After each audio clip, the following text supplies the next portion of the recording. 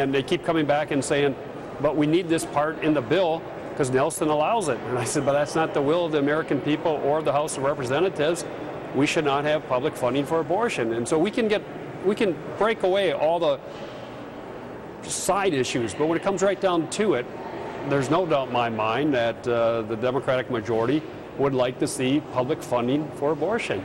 And we're standing up to that for our principles and that of the American people and said, no, we can't restrict a woman's right to choose. We're not trying to do that, but just don't ask us to pay for the service that we find reprehensible. You know, but they come back and they say we're not paying for abortion. I had Anthony Weiner, a Democrat, on my show last week, and he maintained very strongly that the Senate bill just maintains current law. It maintains the Hyde Amendment, which bans public funding for abortion except in very specific cases like rape or incest, and that's all the Senate bill does. There is no public funding for abortion in that bill. Does he misstate the case?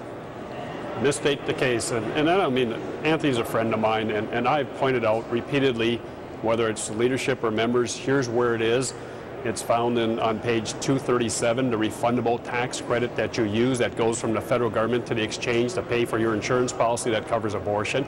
And for the first time ever, if you go to page 2070, for the first time ever, abortion is a recognized benefit in this health care package. Those are two of many ways you fund abortion or provide the coverage in this health care bill under the Senate language.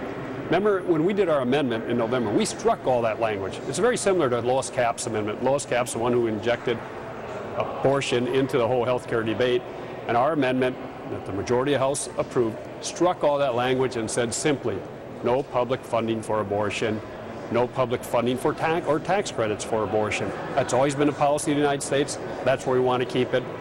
The leadership has also said, and President and others, that they'd like to keep the current law. I've given them current law. I've given them 8 different options. Here are the 8 different pieces of legislation where there's a prohibition of funding for abortion. The federal government cannot fund abortions. You pick the one of the 8 you want. Let's stick it in the bill, and we'll be all set. Just use current law.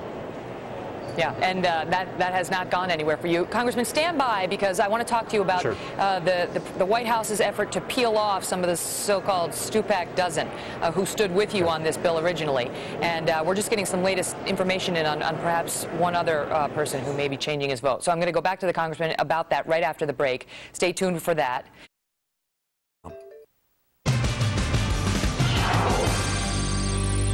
Welcome back, folks. Well, Congressman Bart Stupak, Democrat of Michigan, is back with me now. Congressman, what kind of pressure are you and the other holdouts, the other holdout Democrats, under right now from the administration and Nancy Pelosi to actually vote yes on this bill? Well, there's a lot of discussions going back and forth on why we should vote yes, and then we usually get to our amendment, our life amendment, the language we want changed, and they say we can't do it, therefore, for the sake of the nation, we should pass this legislation. Different members have been their arm twisted different ways. Different administration officials call members all the time, asking them what do they need to get them to vote for this bill. By getting need, I mean what is it they object to? How can they explain it? What do they want further clarification or what? Well, they've peeled off several members of the original Stupak dozen, as we I don't think they have. Referring to. I mean, that's what they say. Do you doubt that? Yes. I mean, I know K Street and all the lobbyists, they have their idea who the 11 or 12 are, and I've seen some of those lists, and they're not even close. There will be some surprises on the Stupak 10, 11, or 12 of us that remain. I carry my list with me. I check back with my members all the time. We had meetings yesterday. There were 13 of them there yesterday, and no one was peeling off. So do you doubt Nancy Pelosi's claim that she has the votes to get this passed? Well, the Speaker always has votes. You know, it's like a lot of times when we do polling. Are you firmly for someone, or is your support soft? There's no doubt there's some members who say if I'm the last vote, if I'm number 2, if you have 215 on the board and I'm the last one standing, I'll give you the vote. That's a soft vote.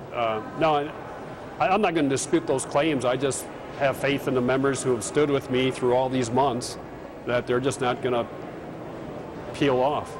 What do you think is going to happen this week, Congressman Stupak? I mean, there's all sorts of buzz about them getting CBO numbers out this week and having a vote on Saturday, and Robert Gibbs says this thing will be the law of the land, including, you know, the abortion language that you don't like, by Sunday. Do you think that's realistic? No. No, even if we voted on Saturday, they couldn't even roll the bill in time to get it to the president for his signature. It's going to take at least a day or two to do that.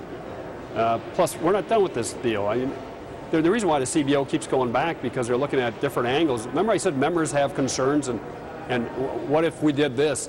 What would that cost? And if it's a solid idea, leaders keep going back and say, well, let's get a score on it, see how it fits, because they're trying to keep it at this $900 billion mark over a 10-year period.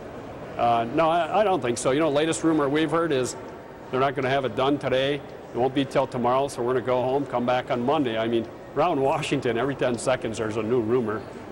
So we would just see what happens here. Before I let you go, sir, what do you make of the slaughter proposal that in the House to get the Senate bill, which is controversial, passed?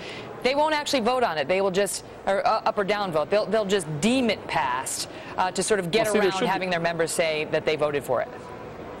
Yeah, that's one of three options they've outlined. It's my understanding leadership has not finalized that option, like that's the option. But either way, I still believe they have to have a rule vote to even bring up the slaughter solution, if you will. So the rule vote could be more interesting than the vote on health care itself.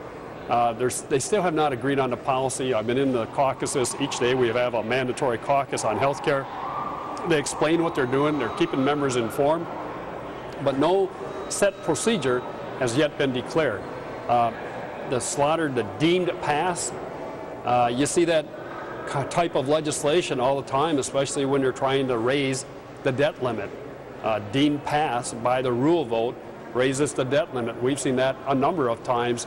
Both sides used it. Democrats and Republicans have used it. So for a lot of us who've been around a while, it's not that unusual of a procedure. Do you think it's unusual when you're talking about, you know, 1/6 of the U.S. economy? That's the argument the other side raises. Well, that's a good point. I mean, it is a good point. This is major legislation. The legislation should stand on its strength, not on some procedural issue. It should be voted on the strength of the legislation. All right, well, Congressman Bart Stupak, we're going to be watching. I guess you're telling us that if they don't change the language, you are and will remain a no vote. If we don't have an agreement, I am and will remain a no vote. Bart Stupak, we appreciate you coming on. All the best to you. Okay.